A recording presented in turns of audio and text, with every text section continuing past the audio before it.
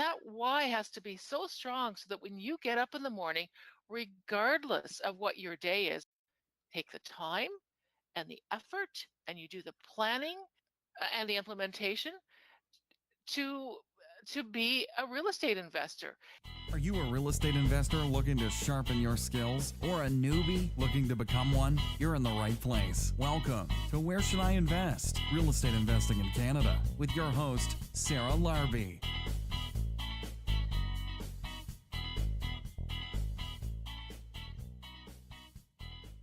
Hi everybody, it's Sarah Larbi here and welcome back to Where Should I Invest? Real Estate Investing in Canada. Today I am interviewing Laurel Simmons and we are going to be talking about finding your why and the reason that you are investing in real estate for, or that you will be investing in real estate for. It's really interesting. Before we get to the interview with Laurel, I just want to mention our next So Right event for April is going to be on April 26th. And these events are held in Burlington at the Holiday Inn from about 7 to 10 o'clock. And we've got a really exciting guest, or actually a panel of guests as well. The panel of guests are going to be talking about lending money, why they lend their money instead of buying properties, what kind of deals that they like to lend on when it comes to real estate. So a lot of us may be out there and we may say, how do I get started with no money? These are people that are actually lending their money, and so we're going to see their point of view of how and why they choose to go that route. And we are also going to be hearing from Harry Fine, who is a former adjudicator and a paralegal, who is going to be talking about the new standard lease, and what we should be aware of as Ontario landlords. So I'm really looking forward to that. That is on April 26th. And if you guys can't make it, we've got the May event, which is going to be May 24th. And we have our June event, which is actually going to be on June 19th. So those are the next three So Right Club events. Hopefully you guys can make it out. And I am going to hopefully see a few of you because I know that you've responded to my email. So if you have not been to any So Right Clubs before, send me an email and I will add you as my free guest. Otherwise, it is $25 for entry per event. And I just want to tell you a little bit about Laurel before we have the interview with her. Laurel Simmons is Daniel St. Jean's wife, who was in my podcast a couple episodes ago. And Laurel herself bought her first investment rental property in the 80s. And back then, she didn't really know what she was doing. So fast forward to today, along with her husband, Daniel St. Jean, she is a partner in two real estate investment companies, so one that specializes in rent-to-own properties, which Daniel spoke about, and the other in buy and hold single-family rentals. And Laurel also works with the founding members of our So Right Club. She is a very important member, and she keeps us all on track. And Laurel makes sure that we're doing the best that we possibly can, and she's our grounding member, as we call when we're kind of going off track. She puts us back right into place. So thank you, Laurel, for that. Laurel has spent over 3 decades working in the consulting world in high-tech and government organizations. She's traveled the world as a consultant, speaker, and trainer, and finally she's traveling to where she wants to go when she wants to go and for as long as she wants to go without in any way having to worry about her clients. As much as real estate investing has brought significant freedom to Laurel and her husband, real estate investing is not Laurel's passion. Her passion is actually wine and travel. So in 2014, she and Daniel actually moved from Ottawa to Niagara-on-the-Lake. And then that's where she studied full-time to learn the ins and outs of winemaking and becoming a winemaker, viticulturalist at Niagara College. After that, she began dragging her husband Daniel to taste different wines in places all around the world. And she's never heard one complaint from him, which is quite funny. Now, as Laurel and Daniel spend more time exploring all the wonders of the world, Laurel has begun looking at a question that has presented itself to her many times. And that question is why? And it's a question that is especially relevant for real estate investors. So let's get on with our interview, and we will be talking on finding your why and why that's important. Hi, Laurel. Welcome to Where Should I Invest? How are you? I'm great, Sarah, and I hope you're having a great day too. I am really excited to have you on today. We're going to be talking about something different, and I think it's very relevant to everybody, all the listeners and investors. So I'm going to get right to it with the first question. What do you think is the hardest thing for any real estate investor to do, regardless of whatever strategy they choose? The hardest thing, and I truly believe this because I've seen this over and over and over again, is to figure out why they're doing it. It's amazing to me that people get into real estate or anything else for that matter without figuring out their why, because their why is what drives people. And you and I both know, and we both invest in real estate, you and I both know that real estate, it's not easy. It's a lot of hard work. You really have to have everything set up properly. You have to work with a lot of people, and the burden, and I don't mean that in a bad way, but the burden of investing in real estate can be quite onerous, and you really got to want to do it, right? To be really, really successful, however you define that success. And people often fall off the wagon of real estate investing because their why isn't strong enough. If your why, and by why, I mean, what are you doing this for? What's your reason? That why has to be so strong so that when you get up in the morning, regardless of what your day is, whether it's going to a job or running your own business or whatever it is, you still take the time and the effort and you do the planning and the implementation to to be a real estate investor. So your why is so critically important. I mean, how many times have you seen people say, "Well, I don't have time," right, to do real estate, right? Lots, many I just times. don't have time. Yeah, of course. That's one of the And biggest excuses is the time piece. And, we got to just make the time with wherever. I mean, for example, wake up at 5 in the morning or stop watching 2 hours of TV. There's definitely time for things that you want to make time for. well, exactly, because we all have the same amount of time in a day, 24 hours. And what you do with that time is totally up to you. And again, though, it comes down to what's your why? If your why is really, really strong, then and if you have chosen real estate as a vehicle to do whatever you want to do to get to where you want to go, then that's how it's going to focus you. It's really figuring out what your why is. And I know we're going to talk more about it throughout the next few minutes, but to me, the why is the biggest piece, and I think that is the piece that most real estate investors don't spend enough time on. So, just out of curiosity, why do you think that is? Because it's hard work. It really is. Because we don't like thinking about that. We like to get up in the morning and just do our day, and we're creatures of habit, right? We Mhm. just go off and we do what we want to do, and maybe we get in the car and we drive to work and we drop the kids off or whatever it is we do. And when you really stop to think about why you're doing something, what comes up, of course, is the thoughts about change, because we're really talking about change here.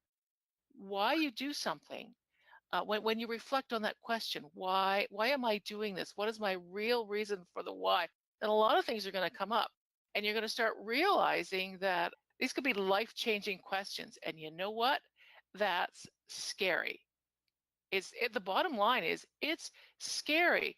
And the only thing that differentiates, I think, people who go on with their why and go on with real estate investing or whatever it is they're doing, is that just they realize that scary is not necessarily a bad thing. They work through it, Right. because change equals fear equals I don't know what I want to do equals oh I'd rather not do it equals oh I'd rather watch TV at night.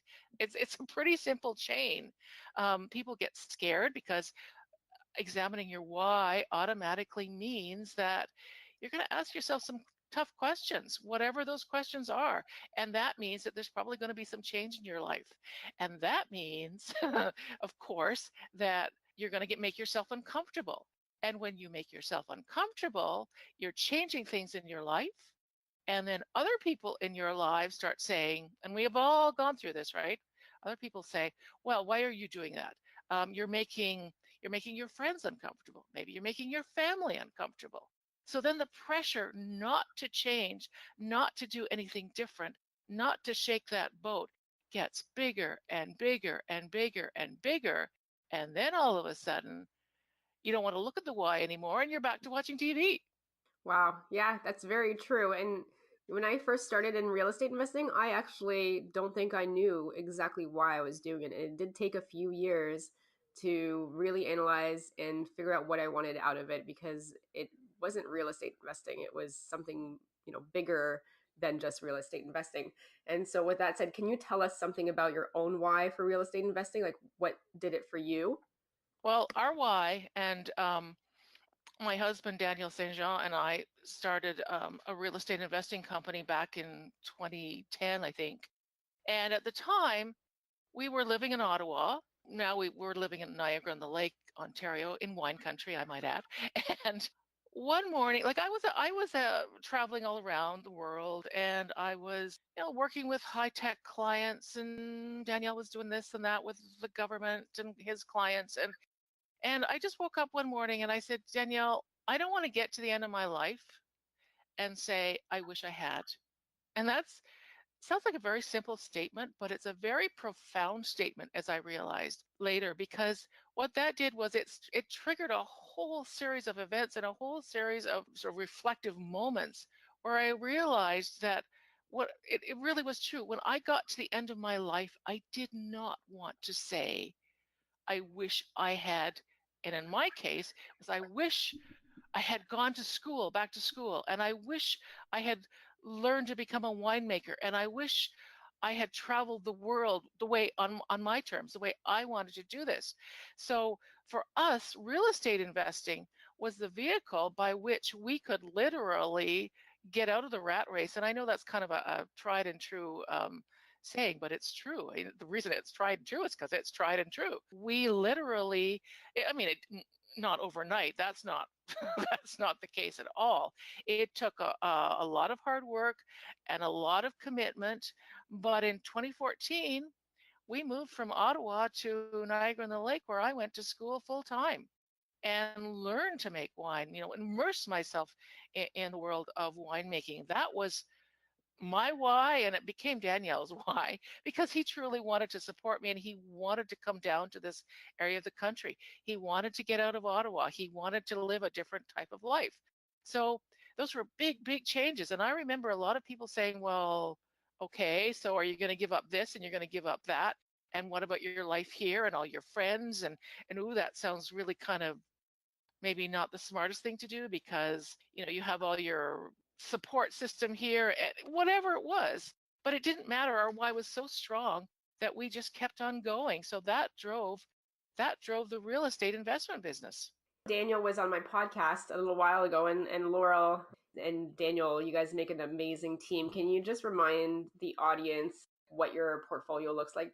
And this is going to sound kind of funny because I don't remember the exact numbers, but I think we have just purchased property 55 or something like that.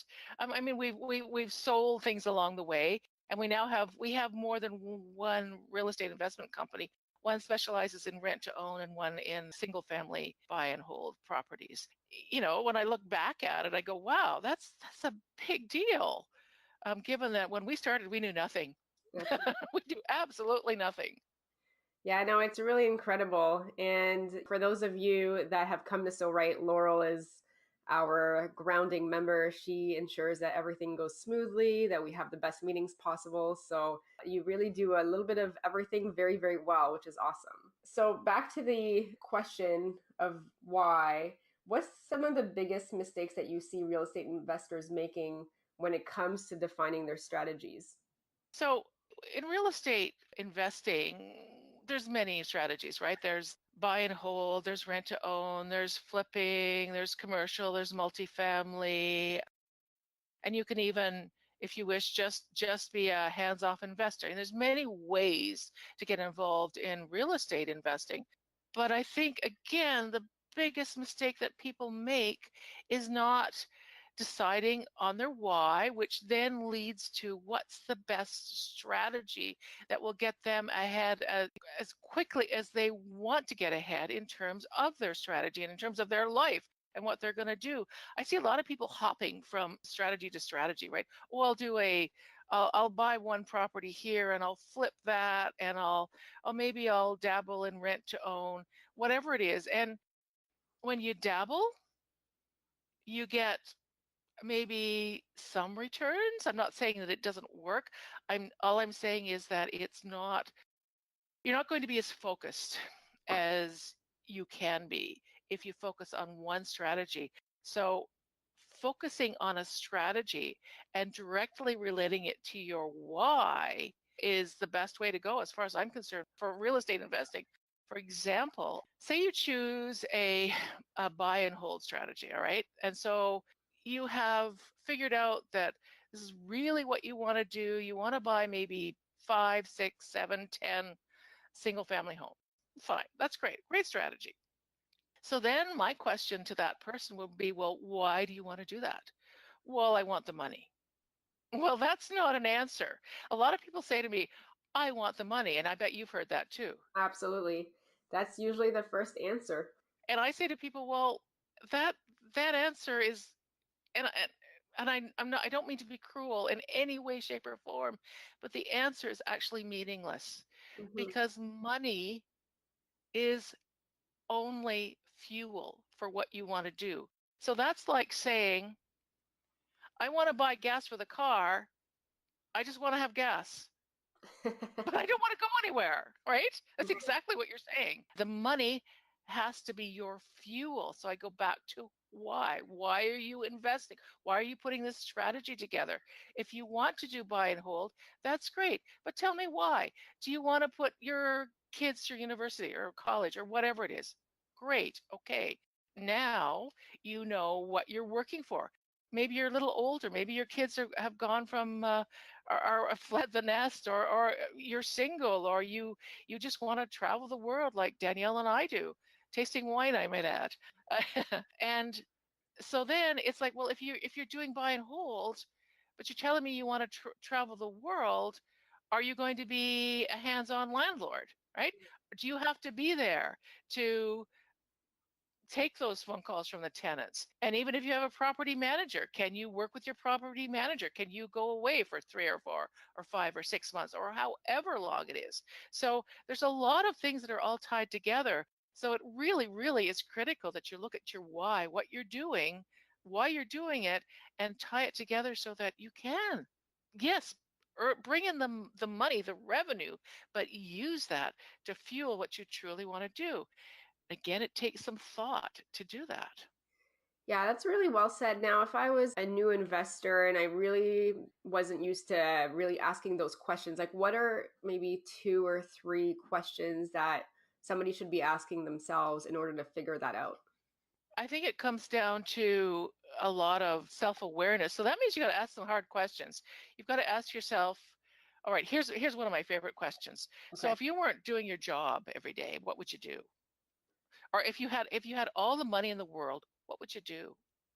And if it was, I mean, some people say, oh, I would just, all I want to do is buy exotic cars and travel the world looking at cars. Well, okay, that's great. That's your why. So then if you know that's your why, then all right. So what kind of strategy will help you get there in terms of real estate investing? Maybe for brand new investors, it's simply buying one property, then starting there. Although I truly believe that if you're going to be a new investor, one of the best things you can do is to go to work with an investor's mortgage broker, because that mortgage broker, if they specialize with working in investors, they're going to ask that question too. Why are you doing this? Like a really good one will ask that question. So I mean, there's no easy answer, except you've got to take some time and really say, okay, what do I want to do this for? Is it just to make my life a little bit easier? Or is it change my life radically? And if it's to change my life radically, what kind of life am I looking at? Yeah, I remember actually a few years ago, I thought I needed to get 10 houses for whatever reason. I had that number in my mind. And then I actually met with my mortgage broker and we looked at goals and we looked at where we wanted to be in the time frame and the reasons that we wanted to do that. And it turns out I need a whole different number and it's based on the income that I'm looking Yeah, to create. It has nothing to do with even the amount of houses. So it is really important to do that goal setting and to really understand what that number looks like and then where you want to go, why you want to do that, what you want to do, and really understand those things before you start investing in real estate. So 100% I agree yeah. with what you're saying. A lot of people say that they invest in real estate for their retirement. And again, that's kind of like saying, I want it for the money. Because really, if you don't figure out what you're going to do in your retirement, however you see that, what do you want the revenue? What do you want the income for? Just saying, I want it for retirement is not enough. It's funny, the other day I was talking to someone who is going to be retiring in about 10 years. And I asked her what she was doing and why she was staying with her job because she has one or two properties. And her answer was, well, I only have 10 years left to put in, and then I can retire. And then I thought, oh dear, that sounds like a prison sentence to me. Right. I've only got just 10 more years because she was obvious she hated the job, but she's only going to put in 10 more years so that she can retire with a pension. And you know what? I understand that those are good pensions. I get that. At the same time, that 10 years, wow, It's a long time. it's a long time, and there's no guarantee what's going to happen in those 10 years. So I say to people who tell me things like that, well, you have to really look at the why. Why are you doing this? How can you take if you believe that your real estate strategies are going to help you, how can you make those investments grow faster? What can you do now to bring in more revenue so that you can retire earlier if that's what you want to do? And as you retire, and because maybe some people don't want to retire, and that's fine. Let's just say after the job, all right, after the job is finished, what does you want to do? And people don't like to think about those questions because we're not, goodness knows, we're not taught to think about that in school, are we? No, I mean, it's really sad. You're taught to go to school to get a job, and unfortunately, even with a degree nowadays, you're not really getting a job that's going to sustain a lifestyle that you're probably thinking about. And then you work for 40 years only to be retiring on less money than you probably made at a lesser lifestyle. So I think we are doing it all wrong. And part of it too is we're not self-educating ourselves. We're not really thinking, we're not really reflecting on those questions and taking action on making it happen. I think that's the other piece of it too is people have dreams but they don't put them into action and then 10 years go by and then they look back and wish that they actually took their why and the reasons for doing things and putting action items to move forward on those. Yeah, and that's a really good point. And wishes are great. Dreams are great. Dreams are only wishes until you actually do something with them. Until you, as you said, you got to take some action.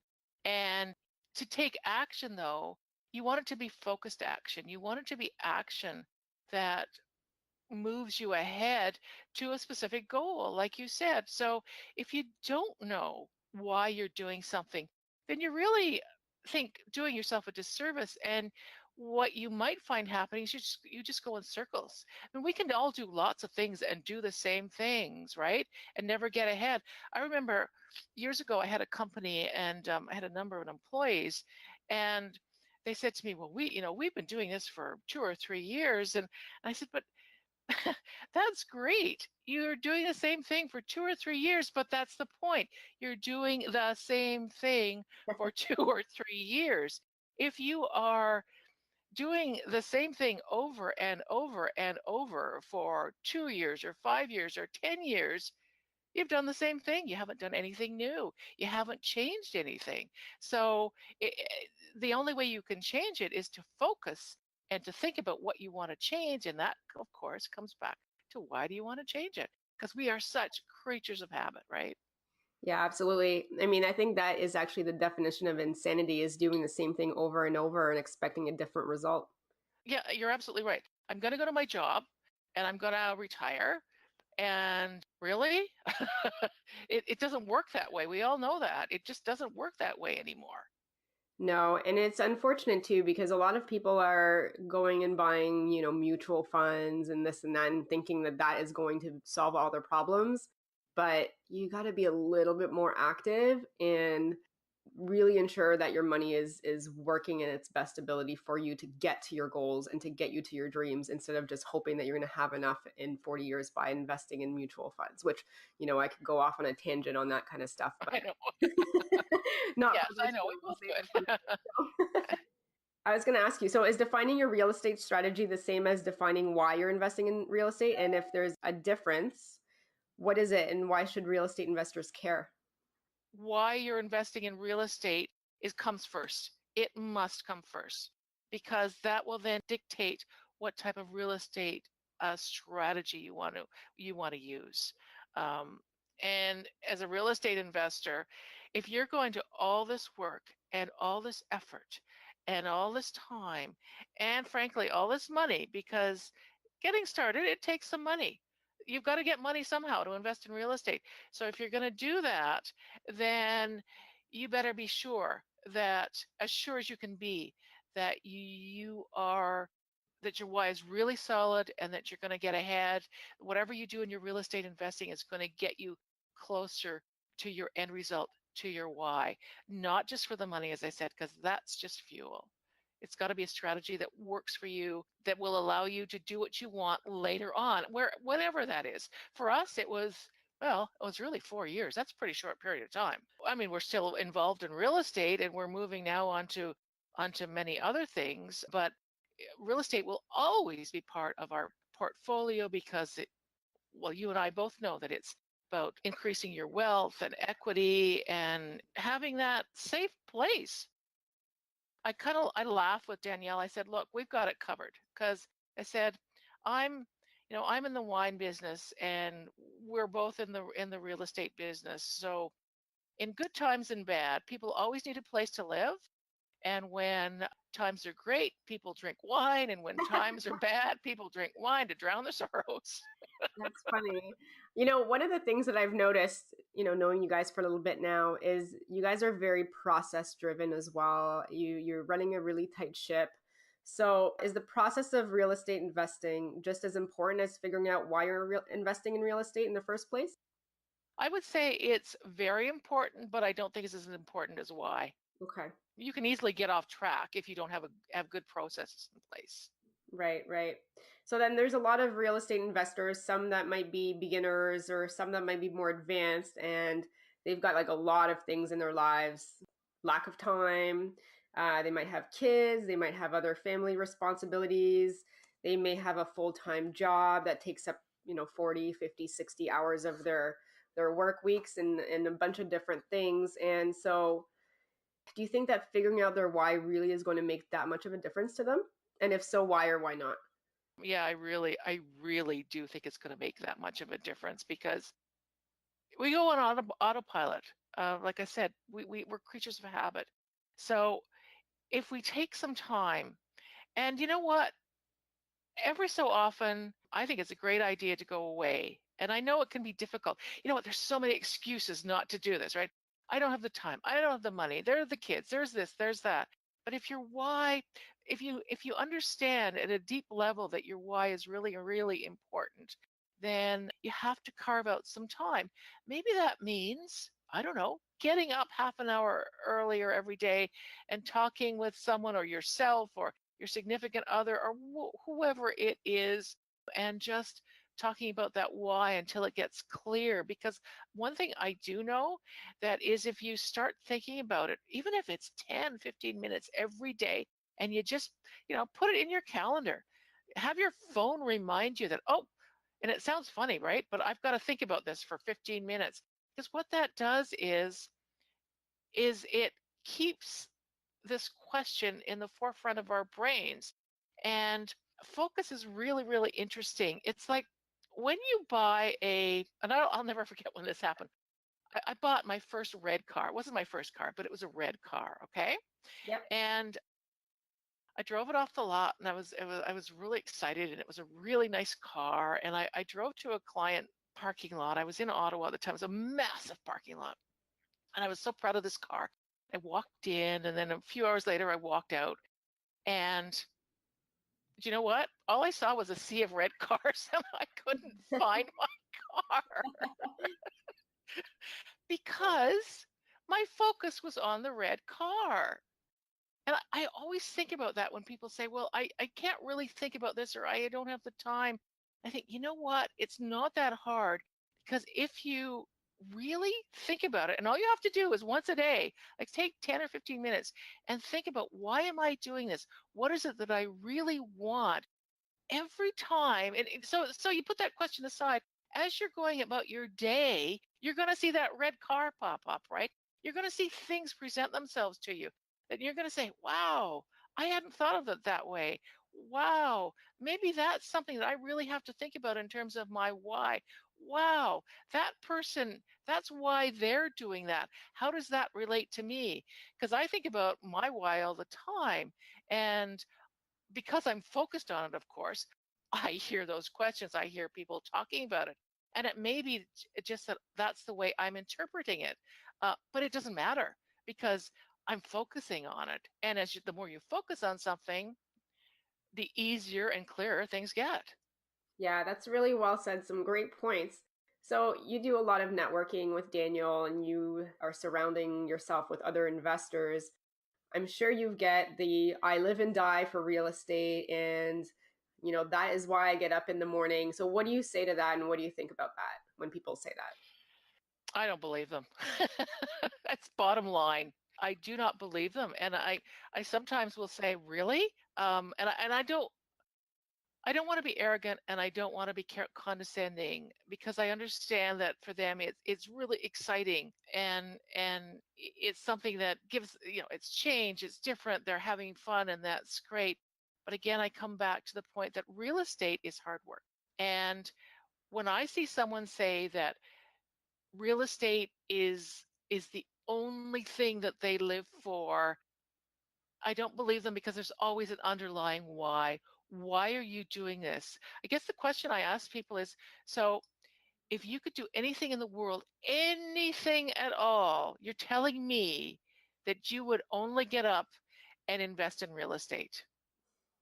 And you know what? When you really push people, they say, well, no, it's because I want to, provide my kids with that education. So there's the why, right? Or, well, yeah, I like this, but what I really want to do is buy I don't know, a piece of property down in Argentina. We just came back from Argentina. That's why I'm thinking of Argentina. Wow. And and um and I want to sit there and watch the grapes grow and look at the mountains. And it's like, okay, that's your why. It's not that you can't enjoy real estate. Of course you can. Maybe you're flipping, maybe you're renovating, maybe whatever it is you're doing. But that's not why. I guess the other way to ask the question is, so when you're 85 years old, do you still want to be slinging a hammer? No. I don't want to be swinging a hammer now. And Well, there you go. I hire somebody, but yes, absolutely, 100%. So, have you changed your why? Like, have you changed it as you've evolved and as you've thought of those questions at all? I would say yes. My why now is because we moved, and we are constantly in the process of creating the lives we want to live. So Daniel and I do a lot of thinking and talking about what we see the next 5, 10 years being, and that why is different than it is now. Because right now we're still involved in real estate investing. We're doing more and more traveling. We are involved in a network marketing company that is about travel, which I absolutely love. But I want to do more and more and more travel, because I really believe that life's just way too short, and there's so much to see, there's so much to do, there's so much to experience.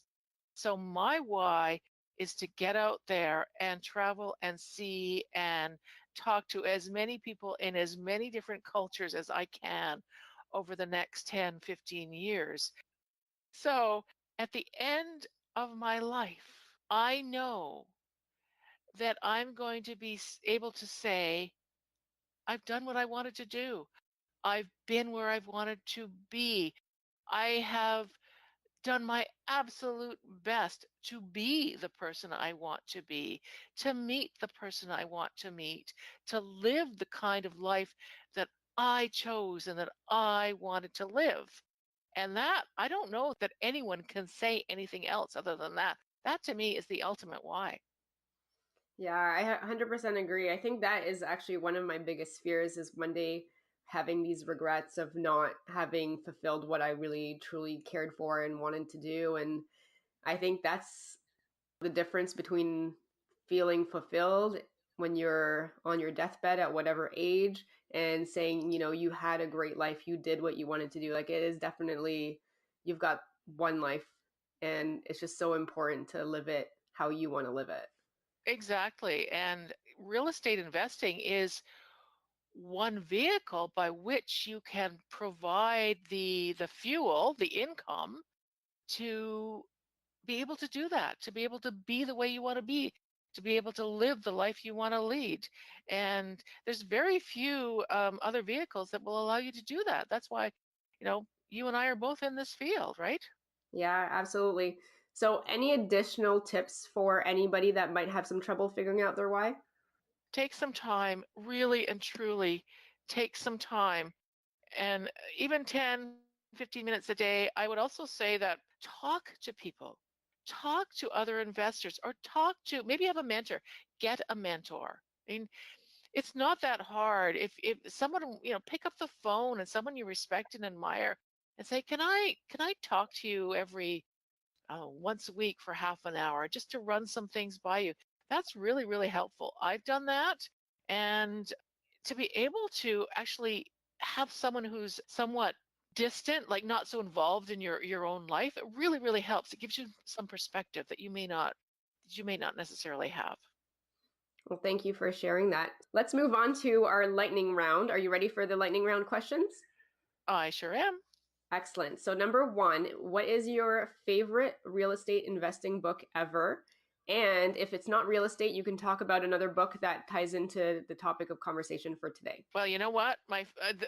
No question, it's Rich Dad Poor Dad. I love that book. I think that that book should be given to kids in school at, I would say, grade 6 or 7. Like really, really, I think kids should be started off really thinking. I know that there's a Rich Dad Poor Dad for kids. I think I haven't read it, but I really believe that anyone who doesn't is not quite sure what they want to do, or who doesn't really understand how the economy works, or has any trouble at all with thinking about why they're doing something, I think that's just a fabulous book. If I had to choose one book, that would be it, no question. Perfect. It's a great book. What about your favorite podcast? Do you listen to any podcasts? I do. I do listen to yours. But aside from real estate investing, I think one of the things that we do when we listen to podcasts is that we tend to listen to things that are in our own field. So I like to listen to a few that are different because I always get ideas. It doesn't matter what I'm listening to. I get ideas that we can either apply to real estate, or we can apply to the various other things that we're doing in our lives. One thing I love is Under the Influence. It's a radio show on CBC, but it's also a podcast. Oh, okay. So that talks about marketing, and it's really cool. I get fabulous ideas out of that. I also listen to Innovation Minute. That's out of Chicago. And this one I love, Wine for Normal People. And Zero to Travel. So I listen to different podcasts because it just doesn't matter. I get so many ideas in so many different ways. So I think they're great things because you can listen to them anytime, right? Yeah, you can be driving, doing dishes, the laundry, etc. It's Yeah. awesome. Great way to use the time while you're just doing chores. Yep, exactly. So, question number three. I think I know the answer, but you never know. You might surprise me. What's your favorite pastime? What do you do for fun when you're not doing real estate? Let me think here. That one's hard. No. Well, it would be wine and travel. When we're at home, because we live in wine country in Niagara, and I'm at 5 minutes from the closest winery, so I love to run out to wineries here. I've worked in some wineries here, and of course, when you work in an industry, you get to know people and those special places, those favorite places. So I love going to wineries and I love traveling. And funnily enough, I love going to wineries when I travel. So for anybody that has any wine questions, Laurel is your person.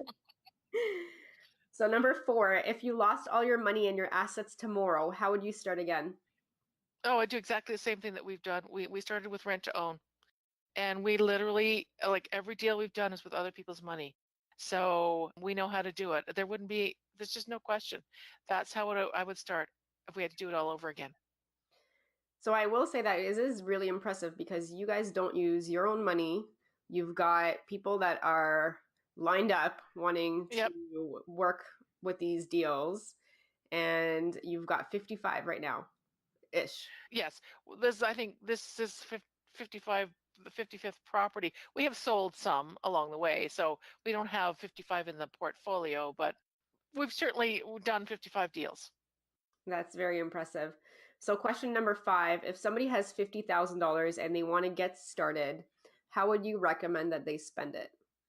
This is going to sound a little different maybe than what other people would say, but I would take some of that money and I would actually perhaps hire a really good business coach who specializes in real estate, or I would take some of that money and I might consider hiring a really good investor's mortgage broker and buy their time.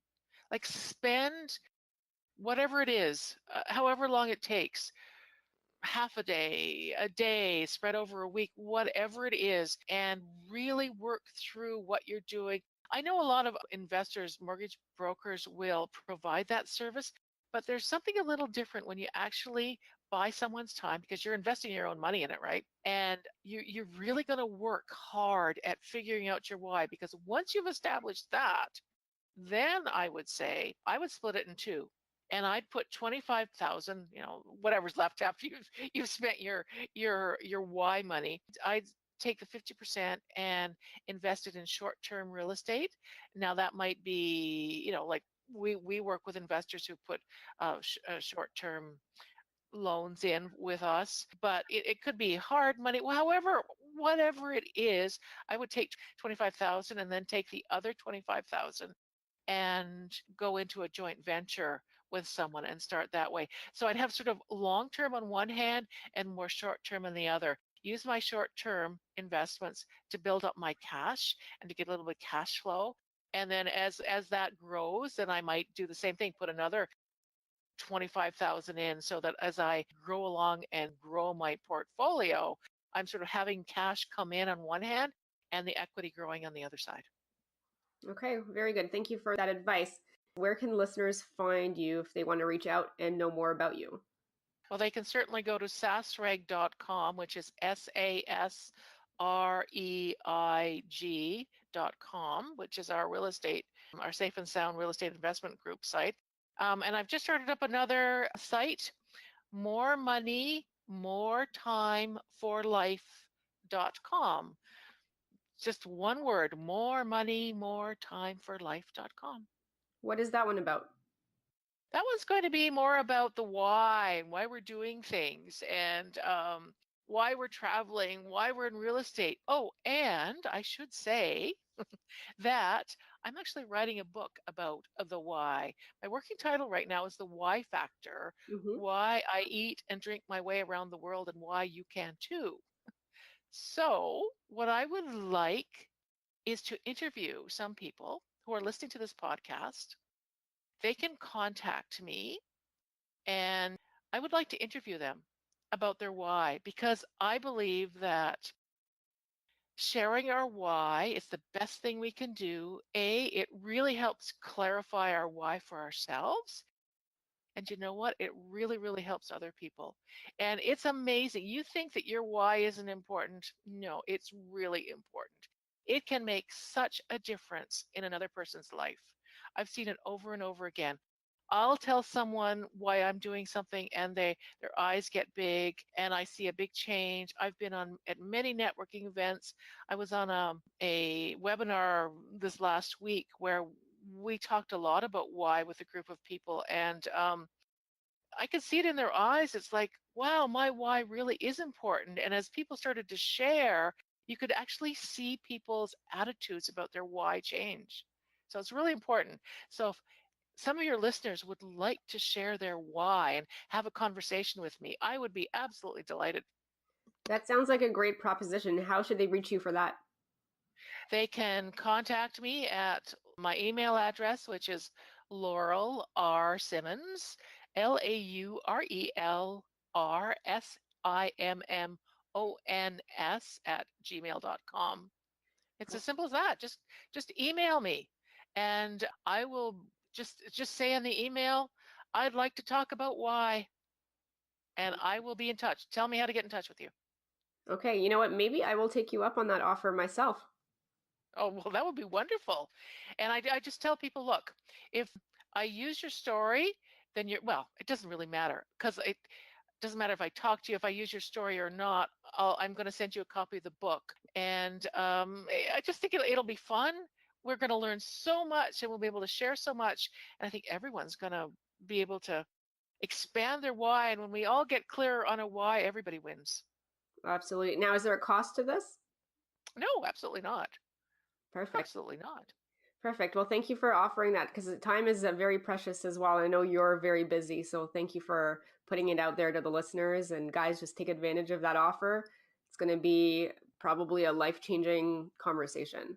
So on that note, Laurel, thank you so much for coming and being on Where Should I Invest? And I'm really, really excited to share this episode with everyone. I think it's going to be a great eye-opener for many people and help others become fulfilled in their lives by going after what truly matters to them. So thank you so much.